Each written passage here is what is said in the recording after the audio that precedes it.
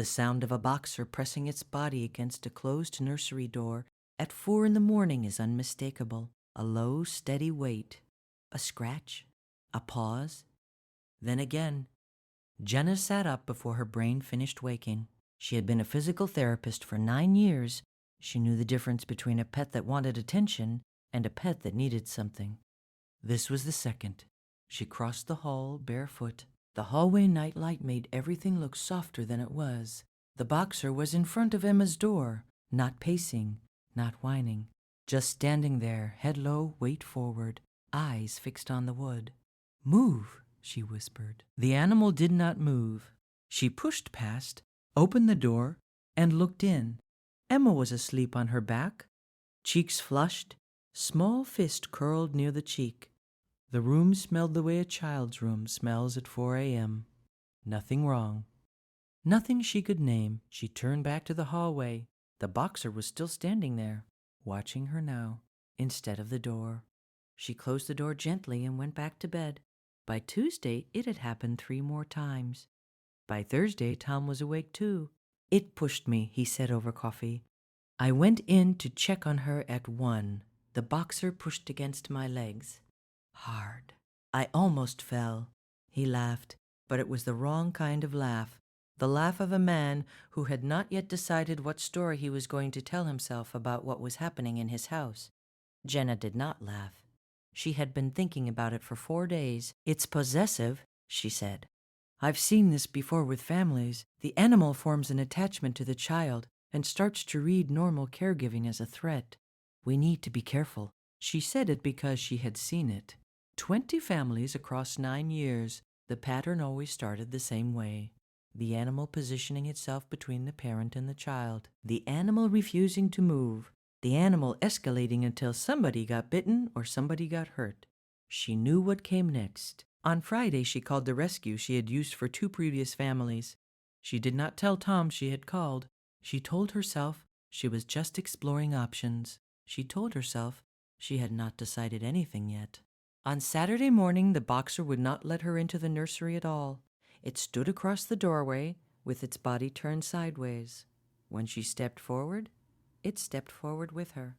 Not aggressive, just there, filling the space she needed to fill. Emma was crying inside the room, a short, breathy cry that Jenna did not recognize. Not hungry, not tired. Something else. She tried to push past. The boxer did not move. "Mark," her voice came out of here. "Now."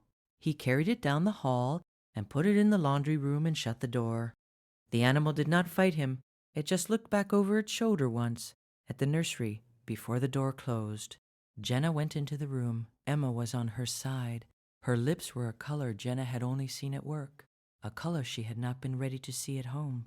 Her chest was rising too slowly. The fingertips were dusky. What followed took 11 minutes that felt like 4 hours. The 911 call, the voice on the phone telling her exactly which way to position the child, the lights of the ambulance turning the bedroom blue, and red and blue and red, the IV, the oxygen mask, the size of Emma's whole face.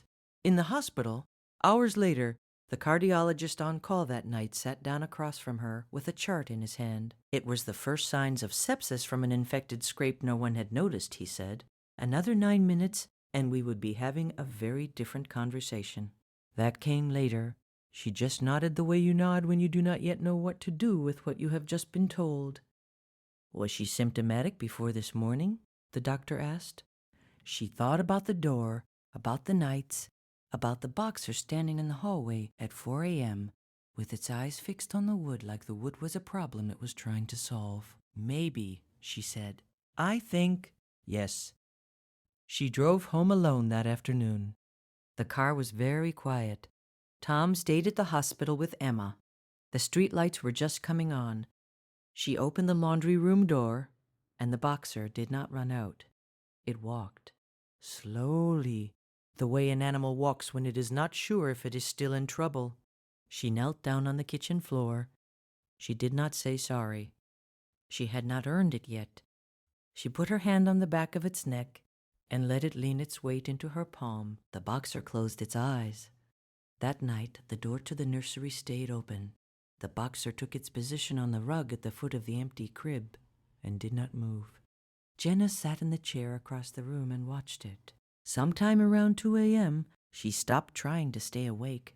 When Emma came home, 3 days later, the boxer did not perform relief.